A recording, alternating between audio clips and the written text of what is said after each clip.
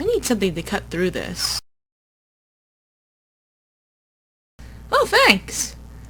Those are getting kind of close.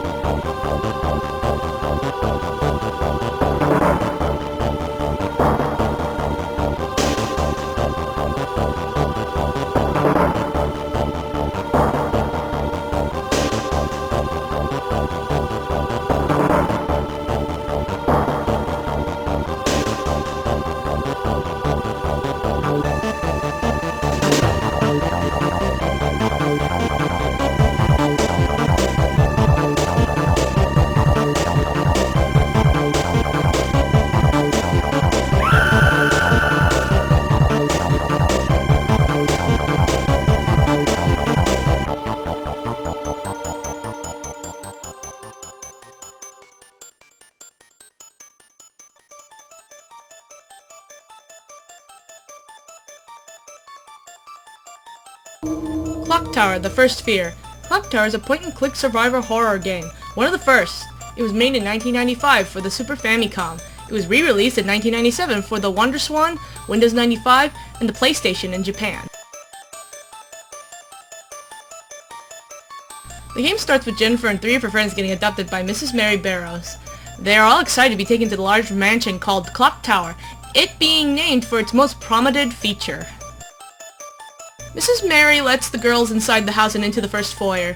She tells them she is going to get Mr. Barrows, so they all have to wait here. After being away for too long, the girls start to wonder about Mrs. Mary, and Jennifer volunteers to go look for her. Not stepping more than a few seconds into the hallway does Jennifer hear a scream from one of her friends. She runs back into the foyer to find them all gone and no way out. Jennifer soon learns quickly that not all is right with the house as odd supernatural occurrences happen, and a 9-year-old boy with a huge pair of scissors begins to stalk Jennifer and her friends. You play as Jennifer for the game, trying to discover what is going on in the house as well as find your friends and escape. The problem is that it can be difficult and it will take a lot of experimenting to figure out what events get triggered depending on what part of the house you wander into. The game has a lot of different endings. It even lists which ones you completed on its menu screen and what rank they are, except for the hidden ending that is the hardest to get. If you aren't careful or know what you're doing, you can set off events and kill one of your friends, removing a chance of one of the endings. Also, there are rooms in the mansion that switch with each other each game start. Some important rooms like the master bedroom and the kitchen won't change. Rooms like the bathrooms, except for the first one, changes places with the library, and other rooms may switch with each other. The controls are simple and easy to use, but using a control pad instead of a mouse can be a bit difficult. You can use it to point in the direction that you want Jennifer to go, and click Y. Other than that, using the item system is simple. Just click A, and the items will show up. Click on one and you can use it.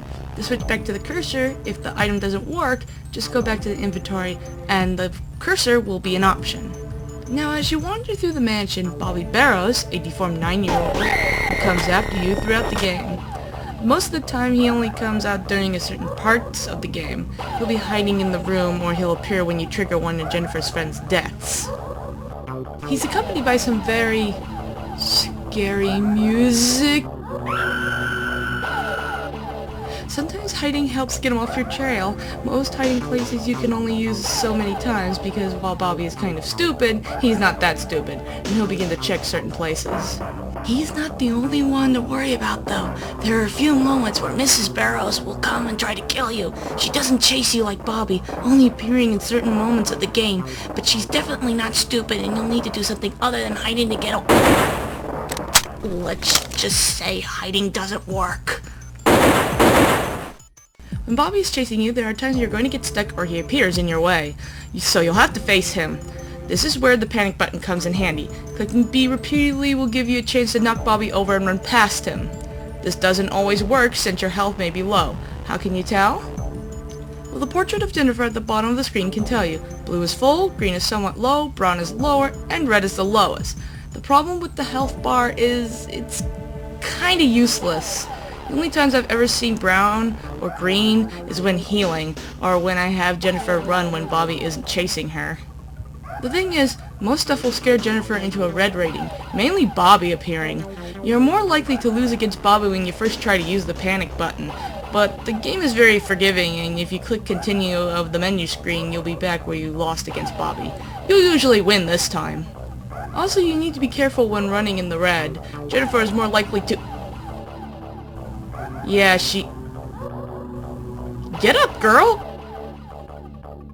Ah! What is this? Did they mop recently? While Clock Tower the First Fear was never released in the US, it's not hard to find a Japanese import copy of it.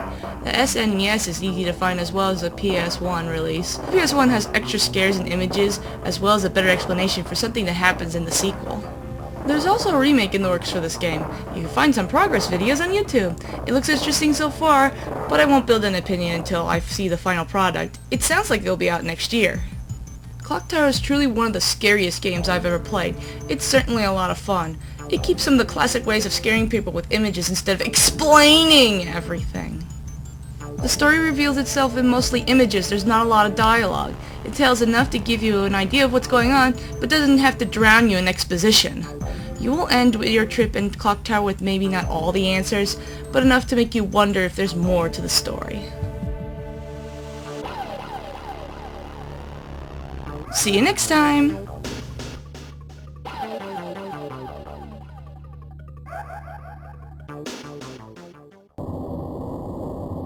Well, finished the review and escaped from the psycho. All in all, a successful day. Say, why don't we put this all behind us, Bobby? I'll get you a Happy Meal. Don't make me turn this car around, mister!